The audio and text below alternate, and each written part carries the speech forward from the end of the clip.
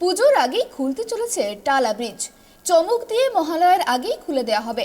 সূত্রের খবর, আগামী 22শে সেপ্টেম্বর তার আনুষ্ঠানিক উদ্বোধন করবেন খোদ মুখ্যমন্ত্রী।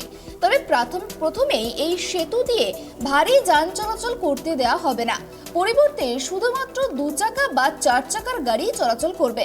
ধাপে ধাপে মাসখানেকের মধ্যেই ভারী যান চলাচলের অনুমতি দেওয়া হবে। পূর্ত দপ্তরের কর্তাদের কথায় নবনির্মিত এই সেতু কতটা নিরাপদ, আইআইটি খড়গপুর ও রেলের বিশেষজ্ঞরা আলাদাভাবে তা খতিয়ে দেখছে।